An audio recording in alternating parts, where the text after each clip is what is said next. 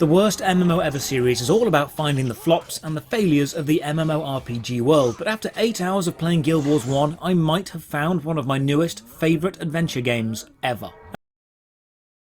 Quick note about the sound. The soundtrack is absolutely amazing because it's done by Jeremy Soule, the genius behind Morrowind, Skyrim, Supreme Commander, Dawn of War and Baldur's Gate Dark Alliance. This is basically the go-to guy for video game soundtracks. I'm a big fan of classic adventure RPGs, and so far I was having a good time. But it was this exact moment that really made me smile. A picturesque fantasy village, waterfalls in the distance, a beautiful high fantasy musical score accompanying that classic adventure game graphical style, with textures a little bit too complicated and a little bit too saturated and angles a little bit too sharp. Right then I knew, even if I found aspects I'm going to dislike, and I do, I was probably going to like the overall experience of playing Guild Wars 1. Attacked and I get destroyed. Right, important note about enemies, they want you dead, and enemies have the same abilities as players. Enemies will use special attacks, you'll recognise them, they will heal themselves, they will crowd control you. The AI in Guild Wars 1 doesn't need to mob you or swarm you or overwhelm you because 2 or 3 enemies can just out-heal and outplay you, which is a design style I love. It makes each individual enemy potentially dangerous if you're not prepared. But in the Nightfall chapter and the Eye of the North expansion, the henchman system got upgraded into the hero system. Now with heroes, you actually can change their equipment and customize their skills and combat choices. You basically build your own tactical team of 7 controlled companions. Some heroes need you to follow quest lines to unlock, some need to not be in the party to unlock new quest lines, and having a team of maxed out heroes makes taking on the game's hardest challenges possible as a solo player.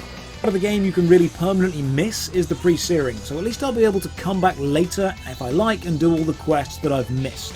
While reading around, I find this interesting Reddit thread and then this article about the future of Guild Wars 1. They've basically said as long as Guild Wars 2 is running, they'll keep Guild Wars 1 alive because it's such a small amount of server capacity they don't mind sparing it. And I mean, it did release in 2005 and they've kept it online for 16 years despite Guild Wars 2 releasing in 2012. That's a pretty good commitment to your player base.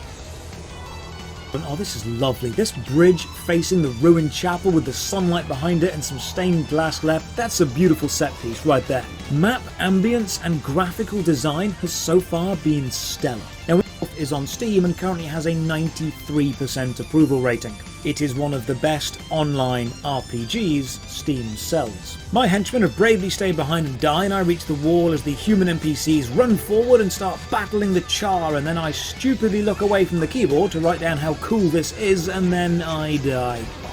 And I respawn. At the start of the whole mission, god damn it.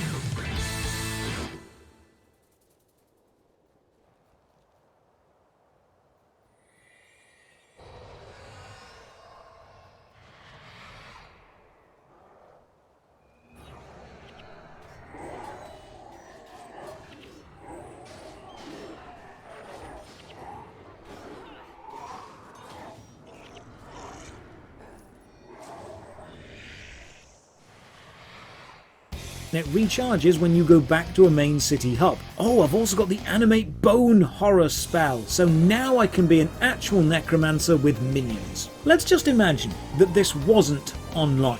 Let's imagine I just bought this as an offline adventure game. I'd still be pretty happy. There's a load of choices and builds and content. This is a decent RPG game outside of its online capabilities. Now, I've only been playing through the opening part of the Prophecies campaign. I've been playing what many consider to be the slowest, dullest part of the game, and I've still had a pretty good time. I've not even touched on the apparently legendary PvP, so I'll just take it from other far more experienced players and assume the PvP is as good as people say it is. Guild Wars 1 is a classic RPG. It's a narrative-driven fantasy adventure game with thousands of builds, and it's playable completely solo, but you can team up with other players or with your friends and go on the adventure together if you want to. You can follow the story, or you can take on co-op missions on hard mode. It's an adventure game with a defined start, middle and end, and while this can often be seen as a bad thing for an MMORPG, Guild Wars 1 isn't. It's an essential design element of a capable adventure game. It's not afraid to say, this is where you begin, this is how the adventure progresses, this is what you do at the end, and then that's that. But there's thousands of hours of stuff to do before you get there. If you join me on Twitch, chances are I'm still going to be playing this because I really enjoyed it.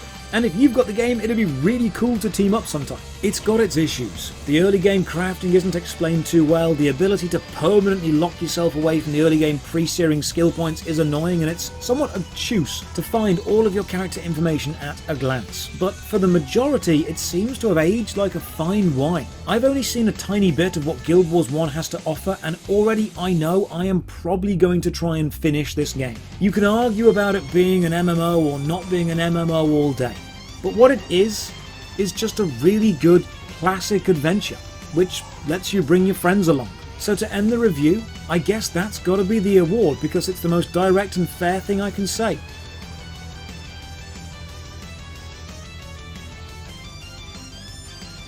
Before you can ascend and enter the rift, you must first be cleansed. Lead me safely to the rune circle at the end.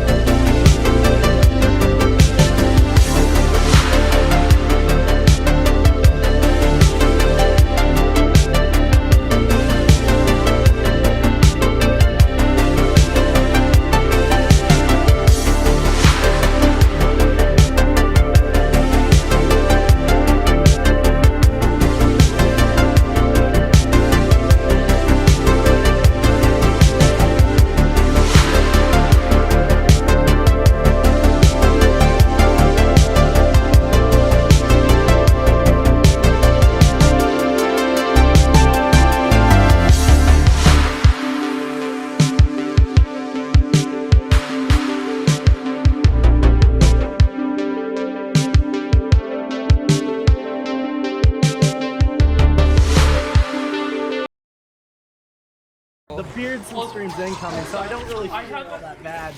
I have another face check on what Nick is looking like right now, bros. Are there tears involved? Oh, it looks like there's almost tears in his eyes, Jim. Like, it's The amazing. salsa's pouring out right now, and the fucking bucket's full. He's like pulling on his cheek, and his eyes are dead, bro. It's like 1,000 Catboy cock stare. Why? He's about to make $100 grand off. Are you able to present this to everybody? Yeah, let me present it. Here, To the like actual meat and potatoes. Wait, No, please, this is the please, meat and this potatoes. is, But this this stuff's is, dude, funny, please but it's tell like, us, there's bro. things in here that are Tell like us damning. please I tell know, us about but- Stevie. Okay, and then we're gonna And then, talk yeah, I about promise. him like promise. threatening Okay. to dox people and Yeah. go to the feds with information. Yeah, 'cause I wanna hear that actual stuff. damning Yeah, yeah. stuff. Yeah. Nick. He binge watched Euphoria and he tried to get me to watch it. And I'm like, dude, like with the first episode, there's like fucking dick right there. I'm like, yeah, I'm good. I'm out. And he's like, dude, it's a good show. And I'm like, yeah, I'm good. Went back downstairs, didn't watch it, and he's like, So he called dude, you I've been upstairs to the watched litter the box to whole watch Euphoria? series.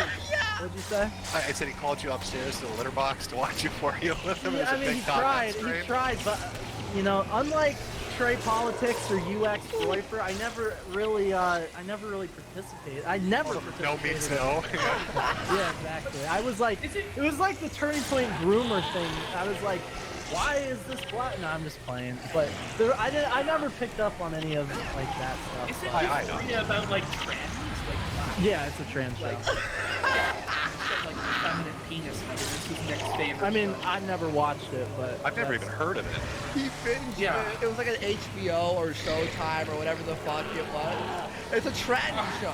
That's his favorite I show. mean, he was a big fan of that. He would watch like there's another one called they talked about like the sex life of college girls or something. I don't know. You guys can look it up. But regardless, this isn't the point of this. I'm here because like this let's stuff bring it. is Let's bring it funny. back to the interesting the stuff. things that actually matter. So can I just sum it up? Sure. So Sure.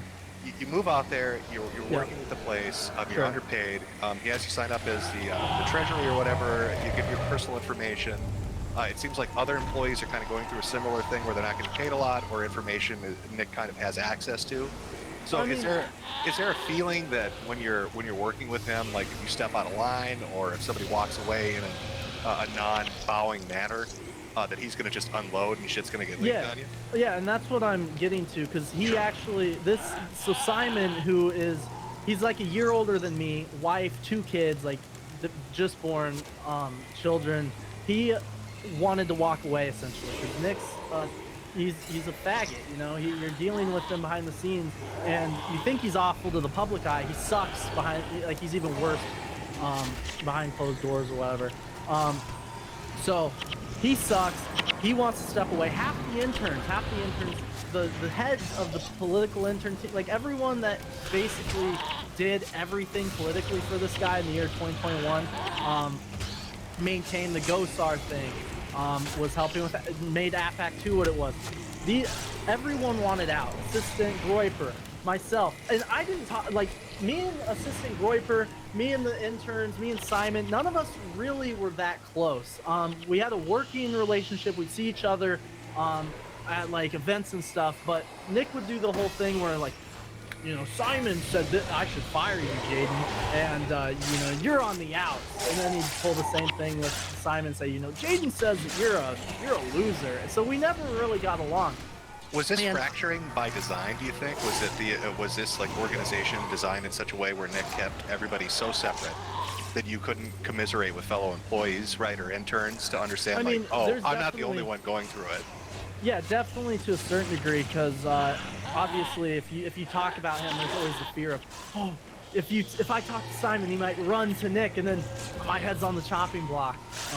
So definitely to a certain degree, but my point is, I didn't even really talk to these people outside of the events and stuff. And he was going off, and he was like, I'm reporting Simon, or I'm going to sue Simon. I don't even know if I can win, but I'm going to sue him just because he's poor, and I'm going to, like, rape him in legal fees. And this guy, like, he'll tell you, he is not well off financially. Nick didn't pay him anything. He has a wife and 2 kids. Like, he's in a not, like, the best scenario. And then when he also was, when Assistant Groiper left, he's like, I'm reporting this guy to the fucking feds, and it's like this is when I was like, okay. Wait, so did he literally say we're to the He feds? 100%, yes. He wants, yeah, and What a that's piece what of shit. that's what I'm saying. It's like this guy doesn't give a fuck about anyone, and everyone's expendable. I mean, I'm his best friend in the whole wide world, and I tried to do this all behind closed doors. I tried to, and he pretends publicly. It's an olive branch. I'm offering you an olive branch. You know why you're sending the olive branch? Because I left the side door unlocked for 2 hours while I went to pick some store. And while I was moving all my shit out, I left the side door open for 2 hours. I have the text. He's like, "You left my back door open? Fuck you!"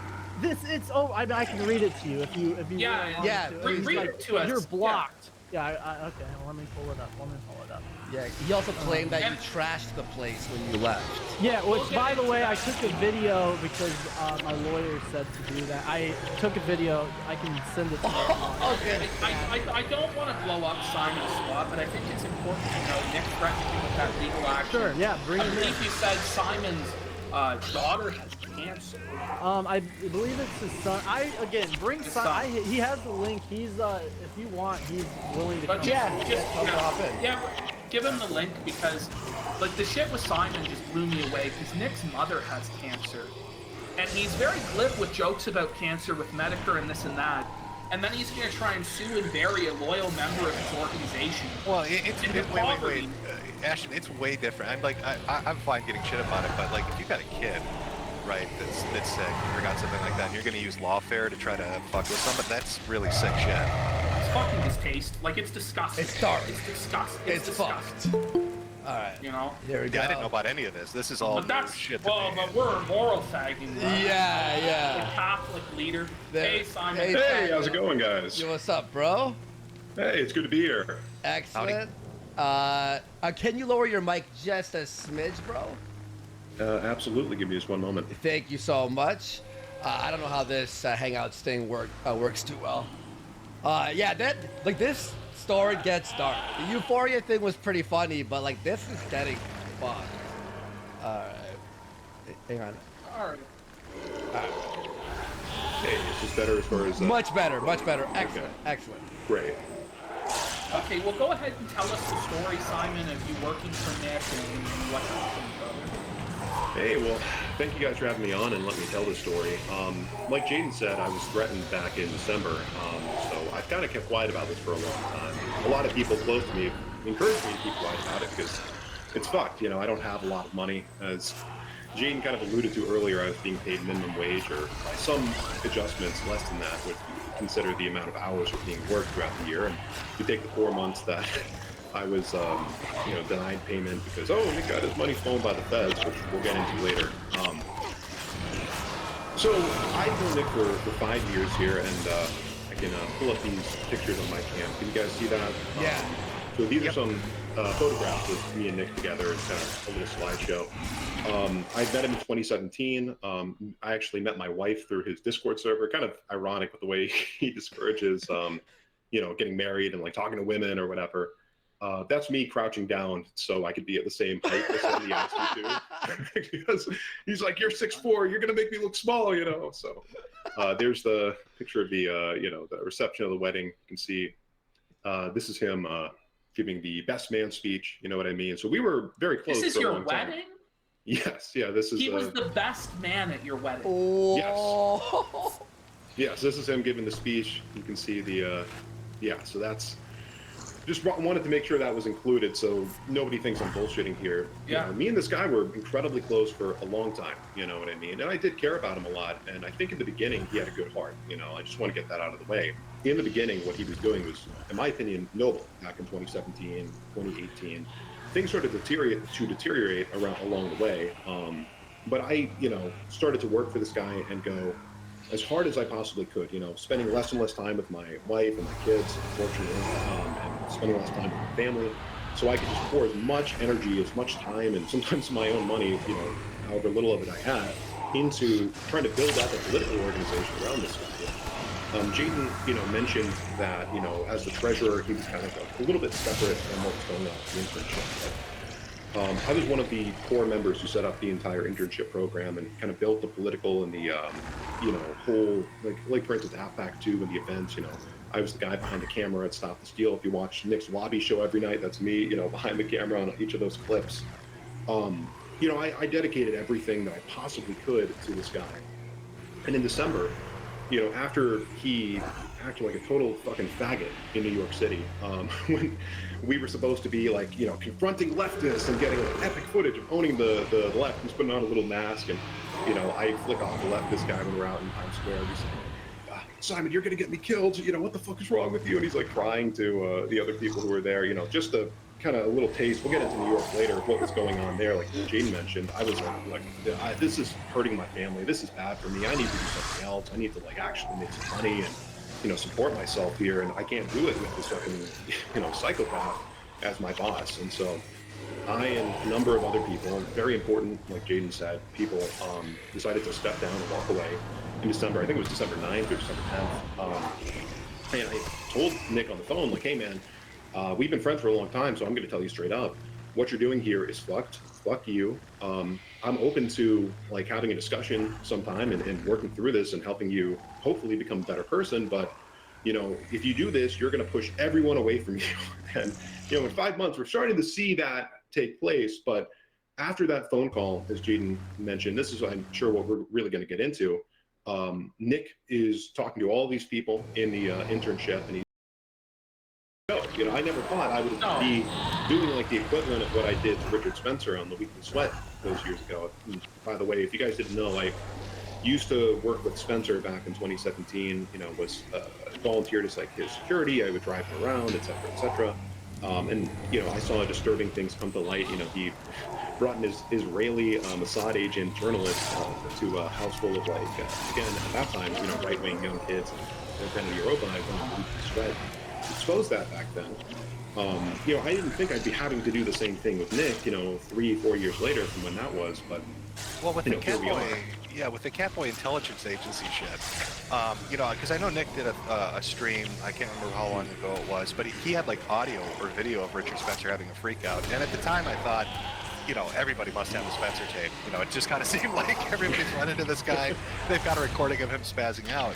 But like, is this more deeply ingrained in that? Like, are these, you know, is he sending out interns to kind of keep watch on people, get audio and video on people? 100%, 100%. You know, I don't know if he's done that to Spencer anytime recently, because that guy's irrelevant now, thankfully. But you know, some interns who like were hyped up at how much they hated the traitors who left the organization did it on their own accord. You know, I don't think Nick told every single one of them to do what they were doing with sending around the videos and, you know, looking at our Twitter accounts and trying to get whatever things that I was working on or other people were working on shut down.